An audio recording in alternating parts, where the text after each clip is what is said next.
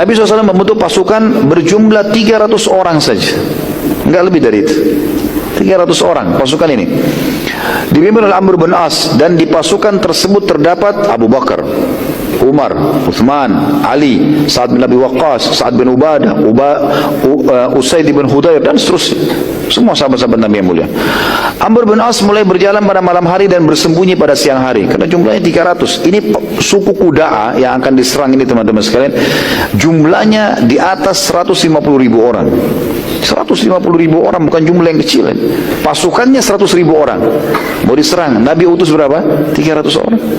Perang Mu'tah masih mending 3.000, ini 300 saja, gitu kan. Maka Amr bin As kalau jalan supaya tidak ketahuan, kenapa ada pasir, orang bisa lihat pasukan muslimin bawa bendera, ketahuan. Jadi Amr bin As balik sekarang. Mereka di malam hari jalan, tidak tidur, siang hari mereka istirahat. Cari tempat-tempat yang tersembunyi, bukit-bukit segala macam, lembah, mereka istirahat siang hari. Sampai pasukan muslimin mendekati suku Qudaa, dan Amr bin As berhasil mengumpulkan informasi dalam waktu yang sedikit tentang kekuatan musuh dan bagaimana menghadapinya. Amr bin As waktu itu mengirim, dan beliau sendiri ikut memata-matai, melihat dari tempat-tempat yang tinggi. Kebetulan suku Qudaa ini tinggal di sebuah lembah, banyak gunung-gunung di sekitarnya. Maka dari gunung bisa kelihatan berapa rumahnya, berapa banyak pasukannya, segala macam bisa dinilai kurang lebih.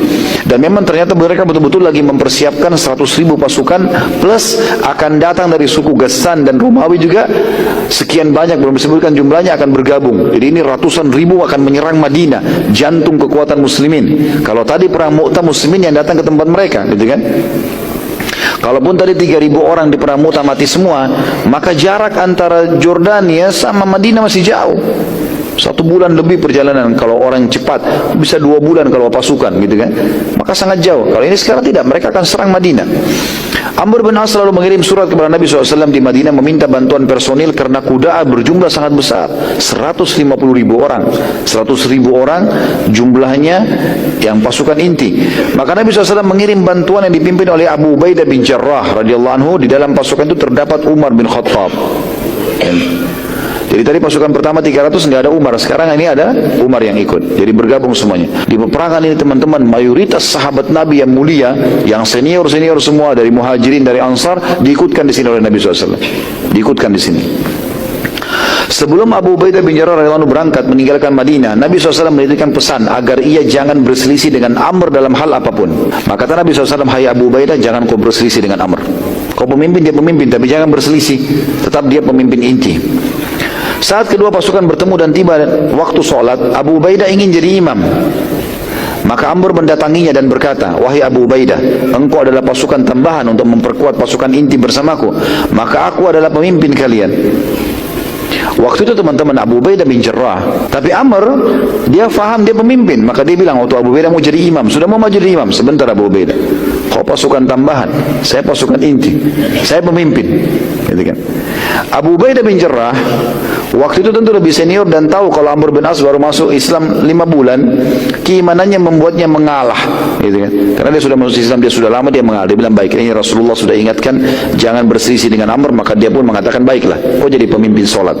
Amr bin As selalu memerintahkan agar berkemah di sekitar suku Qudaa pada malam sebelum penyerangan, dan saat itu sangat dingin. Sementara Amr melarang pasukan siapapun tidak boleh ada yang menyalakan api.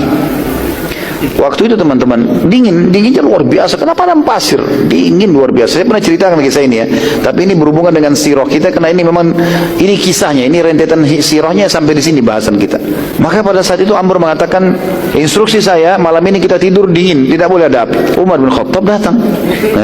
Umar bilang, hai Amr, sungguh pasukan kedinginan, maka biarkan mereka menyalakan api, untuk menghangatkan tubuh mereka, apalagi besok engkau akan suruh mereka untuk menyerang musuh. Maka kata Amr dengan tegas, tidak boleh ada api, satu pun tidak boleh ada api menyala. Ini instruksi, harus patuh. Umar waktu itu tahu ini Amr bin As, anak baru kemarin lahir ini, gitu. Baru 5 bulan masuk Islam, mau marah sama dia, serba salah. Datangi Abu Bakar, sahabat yang paling bijak adalah Abu Bakar. Wahai Abu Bakar, bagaimana pendapatmu? Masa Amr larang kita bakar api? Kata Abu Bakar, hai Umar, ini adalah utusan Rasulullah SAW. Ini pilihannya, jangan kau bantah. Pasti dia benar.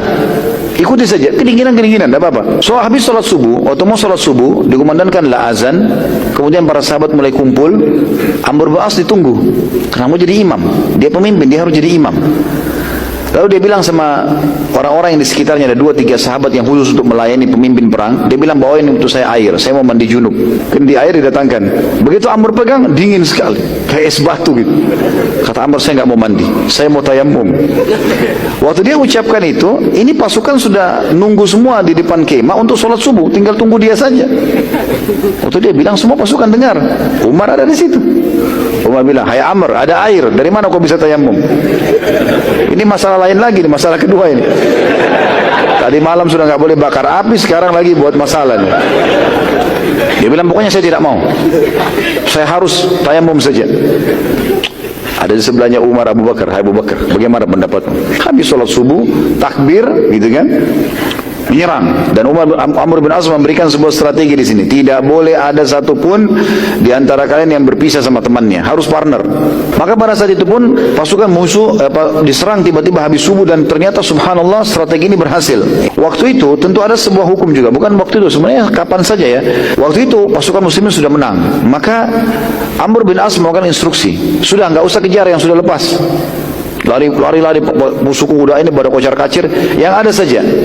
Umar datang lagi, hai Amr, hukum dari mana ini? Rasulullah SAW bolehkan kita menangkap tawanan.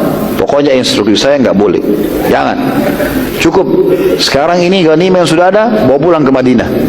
Udah, pulang ke Madinah. Ini dalam kondisi betul-betul Umar ini sangat jengkel. Umar sempat waktu itu datang lagi ke Abu Bakar yang ketiga kali. Abu Bakar gimana? Sama. Kepemimpinan perang itu berlaku semenjak keluar dari kota itu, kota keluar Madinah. Karena kalau sampai Madinah sudah memimpinnya Rasulullah SAW. Sekarang keluar. Begitu masuk pintu gerbang Madinah, Umar sudah tahu ini sudah lepas pemimpinnya. Tidak ada lagi Amr nih. Sudah selesai ceritanya. Dulu waktu di situ, Umar lebih dulu ke masjid. Begitu tiba di masjid, sudah pelukan sama Nabi SAW, salaman, ya Rasulullah, ada kejadian nih. Bukan Umar cerita tentang menangnya peperangan, Amr nih buat masalah. Yang pertama, kita kedinginan, tidak boleh bakar api. Ini gimana caranya? Sampai pasukan ada tidak tidur. Yang kedua, dia junub, ada air, nggak mau mandi, tayammum, dan mengimami kami sholat dalam keadaan junub. Ini masalah lain. Yang ketiga, Rasulullah, kami nggak boleh nangkap-nangkapin musuh. Ghanimah yang sudah disuruh bawa pulang saja. Pas selesai Umar sampaikan, pasukannya Amr tiba, masuk, turun, melaporkan tentang kemenangan. Setelah sampaikan kemenangan, ini ghanimahnya ya Rasulullah, segala macam. Umar lagi nunggu nih, Nabi bagaimana menghakimi Amr. Lalu Nabi SAW bilang, duduklah ya pasukan, duduk semua. Amr suruh duduk, Umar di sebelahnya.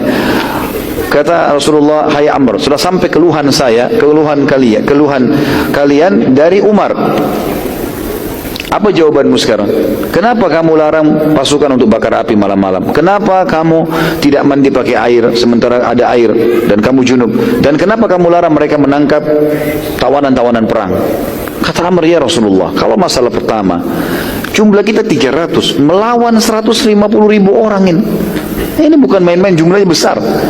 Kalau malam itu kita nyalakan api dan suku kuda tahu, maka habislah kita. 100.000 orang, mereka bisa membunuh kita sebentar kalau cuma 300. Tapi dengan cara seperti itu, kita kedinginan sedikit, tapi mereka tidak tahu kita ada, pagi-pagi kita serang, berhasil menang. Kata Nabi SAW, engkau benar. Umar jadi diam, karena tahu ini benar. Yang kedua, kenapa kau mandi junub? Kenapa dengan tayammum tidak mandi junub? Ya Rasulullah, dingin. Saking dinginnya sampai waktu saya sentuh seperti es. Saya kalau mandi, ya, kemudian saya mati atau saya sakit, tidak bisa pimpin perang. Sementara saya harus nyerang subuh. Dan Anda tidak menunjuk orang pengganti saya kalau saya mati. Kan biasanya Nabi tunjuk, ya tadi pramuta kan, kamu kalau mati diganti fulan. Ini nggak ada. Berarti dia pemimpin tunggal di sini. Gitu kan? Maka kata Nabi, kata dia, ya Rasulullah, saya daripada sakit saya tayammum walaupun ada air. Kata Nabi SAW, kau benar. Umar diam lagi. Dan yang kedua kali. Lalu yang ketiga, kenapa kau tahan tawanan? Ya Rasulullah, 300 orang lawan 100.000 orang lebih. Alhamdulillah target kita sudah tercapai, sudah menang. Sudah ada ghanimah dibawa pulang, selesai. Suku kuda tidak tahu jumlah kita. Kalau dia tahu, mereka tahu jumlah kita. Kalau pada saat kita kocar-kacir, ngejar-ngejar orang, mereka bisa bentuk pasukan baru melawan kita. Sekarang alhamdulillah sudah menang. Kata Nabi SAW, engkau benar. Yang ketiga kali. Maka Umar pun akhirnya menerima hukum tersebut.